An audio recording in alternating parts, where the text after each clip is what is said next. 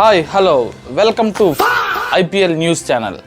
నా పేరు గెలుపు, కానీ ఓటమిని ఎక్కువ తింటూ ఉంటా. దేశంలో ఎన్నో సమస్యలు ఉంటాయి, అవన్నీ పక్కన పెడితే అసలు ధోని ఎందుకు ఐపీఎల్ ఆడట్లేదు అండ్ అలాగే ముంబై ఐపీఎల్ని ఎందుకు టెస్ట్ మ్యాచ్లు ఆడుతుంది, దీని వెనకున్న రహస్యం తెలియడానికి ఈరోజు నేను మీ ముందుకు వచ్చాను. ఈరోజు మన ముందు ఉన్నారు మహేంద్ర సింగ్ ధోని గారు అండ్ హార్దిక్ పాండ్యా గారు.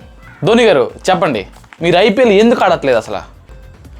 I just want to come for the second match. రెండో మ్యాచ్ వద్దామని అనుకున్నాను, కాకపోతే మా వాళ్ళు ఫస్ట్ మ్యాచ్ ఆడిన ఆట చూసి నాకే విరక్తి పుట్టింది. And the bowling and batting of players was a big iron rod. And మనం చూసుకున్నట్టయితే మా వాళ్ళ బ్యాటింగ్ ఇంకా బౌలింగ్ అయితే చాలా రాడ్గా ఉంది. సో ఇంకా నిన్న కాల్ బాలేదని అబద్ధం చెప్పేసి వచ్చాను.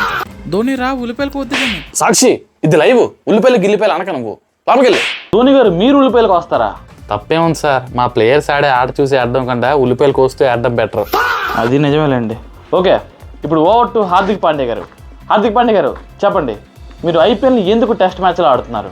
ఓకే బేబీ, నేను డిబేట్కి వచ్చాను, మళ్ళీ కాల్ చేస్తాను, బాయ్. చెప్పండి, ఏంటి ఏం కావాలి మీకు? అసలు మీరు ఐపీఎల్ని ఎందుకు టెస్ట్ మ్యాచ్లో ఆడుతున్నారు అండ్ అలానే 14 ఏళ్ళ చిన్న కుర్రోడితో మీరు కొట్టించుకుంటున్నారు, మీరు ఏమంటారు దీనికోసం? తింటాం, అవసరమైతే కొంటాం. నీకు అవసరమా బేబీ? డిబేట్లో ఉన్నారా డార్లింగ్? మళ్ళీ కాల్ చేస్తాను. సార్ పాండ్యా గారు, మీరు ఆ సెలవు తీసుకెళ్తే పక్కన పెట్టండి సార్.